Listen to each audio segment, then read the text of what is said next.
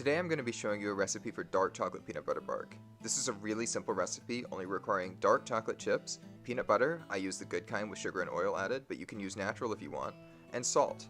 You'll also need parchment paper, a microwave safe bowl, and a large plate.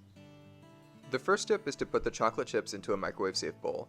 I'm using 220 grams, but the important thing isn't how much you're using, it's really the ratio of dark chocolate to peanut butter. You want about a 3-to-1 ratio of chocolate to peanut butter. The first thing you'll do is to microwave the chocolate chips for 1 minute. This is for the amount that I have. If you used a lot less, you might only want to start with 30 seconds, but you're not going to melt the chocolate chips all at once. You just want to soften them a little bit and start stirring. After stirring, put the bowl back in the microwave for another 30 seconds. Again, the goal is not to fully melt the chocolate with this, but to make it really soft. Again, I'm stirring. At this point, my chocolate is almost smooth. I don't want a fully melted liquid here, but this is still a bit too chunky. I put mine back in the microwave for 15 seconds to make the rest of the chips fully moldable without turning this into a chocolate syrup. That last 15 seconds did the trick. This is what my chocolate looks like, and this is perfect. It still has some structure, it's not a full liquid, but it's easily stirrable and there are no visible chunks left. This is the final stir of the chocolate. After stirring, it's time to pour the chocolate onto the parchment covered plate. This doesn't have to be perfect. Just get as much out as you can onto a blob in the middle.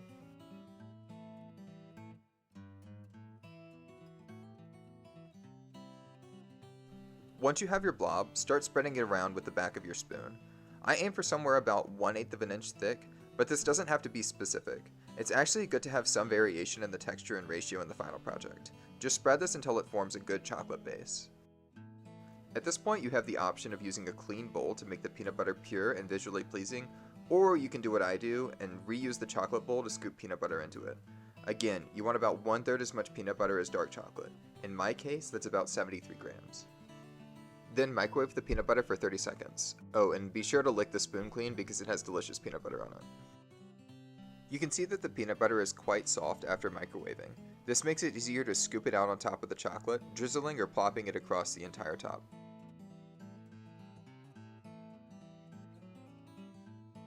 Once you've gotten as much out of the bowl as you can, use the back of your spoon to spread the peanut butter around into the chocolate.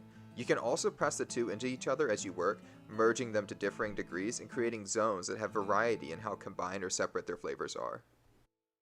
And once yours is about as mixed as the one I have here, you're going to sprinkle a generous pinch of salt on top. You actually want the final product to be a little salty. It acts as a flavor enhancer and brings out the best in the dark chocolate and peanut butter.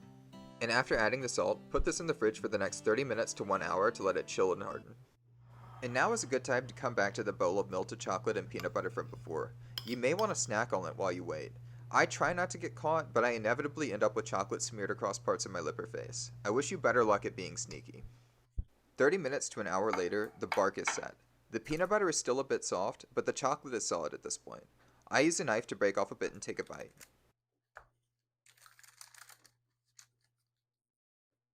And how good is it exactly? Well, let's just listen to this live shot. It's so good. I don't know why we don't make this every day. It's so good.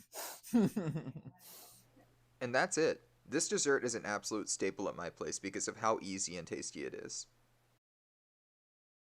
Thank you for watching. If you like what you saw, please like and subscribe, and leave a comment below describing your experience with this recipe or what you want to see next.